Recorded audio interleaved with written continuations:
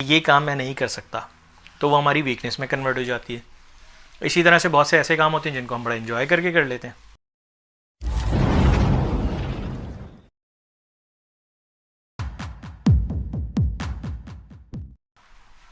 आपने पूछा तब्दीली या अपने आप को चेंज करने के लिए, जी। तो देखिए चेंज करने के लिए या कामयाबी के लिए आपको अपने सबकॉन्शियस को, अपनी प्रोग्रामिंग को रीडिज़ाइन करना होगा।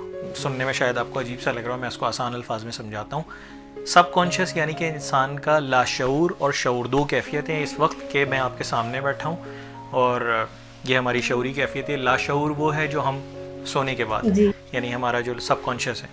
ठीक है। अब मसला ये होता है, दो चीज़ें, एक तो वो सबकॉन्शियस है, दूसरा वो है जो हम इम्पॉसिबिलिटीज़ को कह रहे होते हैं कि ये हमारे लिए इम्पॉसिबल है, वो हमने सबकॉन्शियस में डाल दिया। कुछ ऐसे काम हैं जो हर शख्स को अपनी स्ट्रेंथ का, अपनी वीकनेसेस का पता है कि हम में बहुत से ऐसे लोग हैं जिनको पता है कि ये काम मैं आसानी से नहीं कर सकता, तो वो बेसिकली हमारी प्रोग्रामिंग में आ जाती है। हमारे ब्रेन प्रोग्रामिंग में, सबकॉन्शियस में हमने वो बात डाल दी होती है कि ये काम मैं नहीं कर सकता, तो वो हमारी वीकनेस में कन्वर्ट हो जाती है। ठीक है। इसी तरह से बहुत से ऐसे काम होते हैं जिनको हम बड़ा एंजॉय करके कर लेते हैं, वो हम अपने आप को वीकनेस के बजाय स्ट्रेंथ बता देते हैं। तो ये बेसिकली हमारी प्रोग्रामिंग है जो हमारे जहन में अल्लाह ताला ने हमें बड़ा अच्छा जहन अता किया है। देखिए, जो काम आप नहीं कर रहे होते, इसी आप ही की तरह का एक इंसान वो कर रहा होता है। कैसे कर रहा होता है? क्यों? क्योंकि उसके लिए वो वीकनेस नहीं होती, आपके लिए वीकनेस होती है। अब मुद्दा ये है कि ये वीकनेस बनी कैसे। जब इंसान छोटा बच्चा और फिर टीनेज और टीनेज मतलब चाइल्डहुड और टीनेज से पूरे उस सेशन से गुजर रहा होता है, तो उसके लर्निंग जो होती हैं उसके परसेंटेजेस डिफरेंट होती हैं। मॉन्टेसरी लेवल में अगर आप जाके देखें तो जो ग्रोथ लेवल होता है वो 33% ज़्यादा होता है कंपैरेटिवली एक बड़े बच्चे से। क्यों? उसका लर्निंग लेवल ज़्यादा अच्छा होता है क्योंकि वो बिल्कुल फ्रेश होता है। उसके कॉन्शियस में ये बात डाली जा रही होती है कि आप ये भी कर लेते हो, ये भी कर लेते हो, ये भी आसान है, ये भी आसान है। दिस इज़ द रीज़न कि हम ये कहते हैं कि आजकल के बच्चे बहुत स्मार्ट हैं, बहुत इंटेलिजेंट हैं। अरे बच्चे तो पहले भी थे, बच्चे आज भी हैं। देखिए, उनको स्ट्रक्चर, उनका डिज़ाइन करने का स्ट्रक्चर डिफरेंट हो चुका है। ठीक है, कुछ चीज़ें होती हैं वो डेफिनेटली आपकी बाय बर्थ होती हैं, लेकिन अल्लाह ने हमें अक्ल सलीम दी है, अक्ल दी है, उसको ही हमें इस्तेमाल करना है। तो हम अपनी पॉसिबिलिटीज़ और इम्पॉसिबिलिटीज़ को खुद डिज़ाइन करते हैं। हम अपने सबकॉन्शियस में ये बात डालते हैं, तो हमें अपने सबकॉन्शियस की जो प्रोग्रामिंग है उसको रीडिज़ाइन करना है। कैसे? सबसे पहले तो अगर आपको अपनी वीकनेसेस पता हैं तो आपको उनको अलग से डिफ़ाइन, आपके पास कहीं ना कहीं हुई हुई हो जहन में कि ये काम मैं नहीं कर सकता, आप उस काम में आहिस्ता आहिस्ता अपने आप को दोबारा से लाने की कोशिश करें, प्रैक्टिस करने की कोशिश करें, क्योंकि प्रैक्टिस मेक परफेक्शंस। प्रैक्टिस ही जो आपको किसी ना किसी तरीके से परफेक्शन की तरफ लेके आती है। ठीक है। देखिए, बिजनेस एडमिनिस्ट्रेशन जिन लोगों ने पढ़ रखी है उनको ये बात ज़्यादा आसानी से समझ में आएगी, वो मेरी बात से किसी हद तक एग्री भी करेंगे कि एक एनालिसिस होता है जिसको हम कहते हैं सॉट एनालिसिस, यानी कि उसमें 4 वर्ड यूज़ हुए हैं।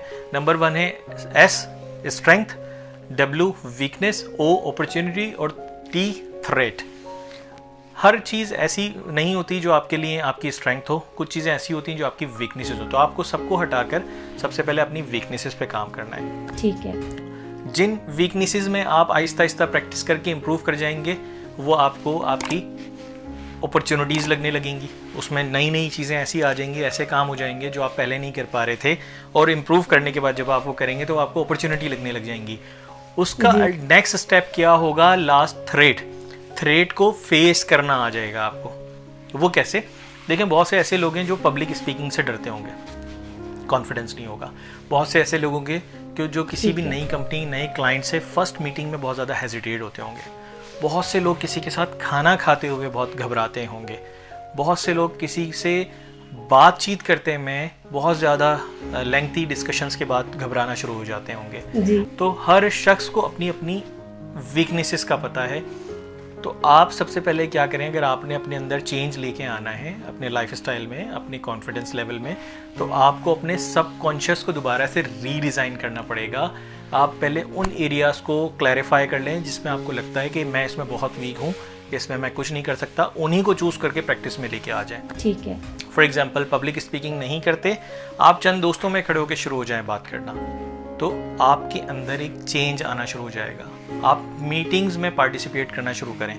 जब आहिस्ता आहिस्ता आपकी वीकनेसेस इंप्रूव होना शुरू हो जाएंगी, स्ट्रेंथ में कन्वर्ट हो जाएंगी, आपको बाकी लाइट वीकनेसेस, जो ऐसी चीज़ें हैं जो पहले आप नहीं करते थे, वो आपको ऑटोमेटिकली अपॉर्चुनिटी में कन्वर्ट होती हुई नज़र आ जाएंगी।